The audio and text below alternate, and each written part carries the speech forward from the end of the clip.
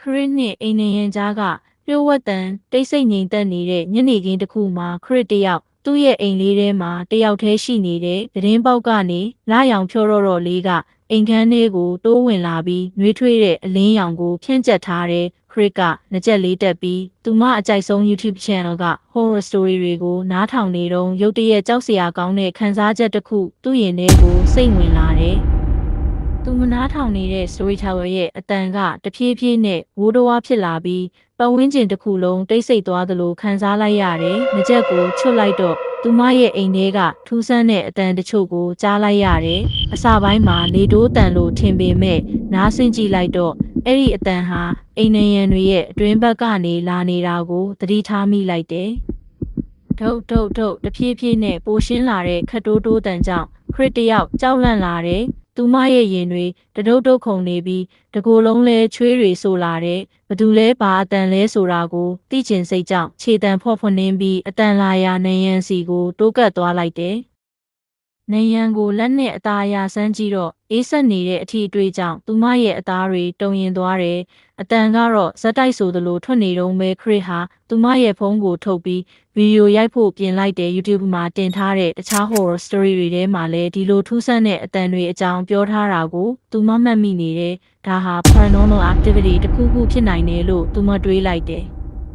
ဗီဒီယိုကိုဆက်ရိုက်ကလေးကအတန်ကပိုကျဲလာသလိုခံစားရတယ်။ဒုတ်ဆိုတဲ့အတန်တွေဟာစီးကျက်ညီနဲ့ဇက်တိုက်ထွက်ပေါ်လာပြီးခရစ်တယောက်ခြေမကင်မိလက်မကင်မိဖြစ်လာတယ်။သူမရဲ့နှလုံးခုန်လုံးတွေမြန်ဆန်လာပြီးကြောက်စိတ်ကကြီးထွားလာတယ်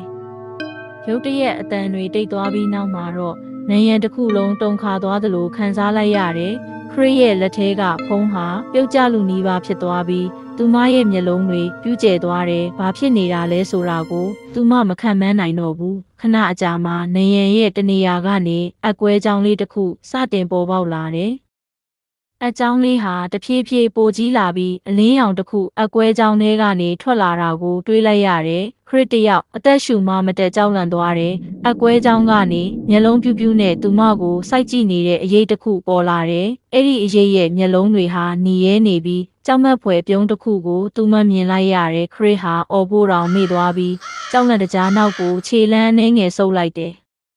ထိုအချိန်မှာပဲသူမရဲ့ဖုန်းကမြည်လာတဲ့ဖန်သားပြင်မှာပေါ်နေတဲ့နာမည်ကိုမြင်တော့ခရစ်တယောက်တက်ပြင်းချလိုက်နိုင်တယ်။သူမရဲ့အမေပါဟယ်လိုမေ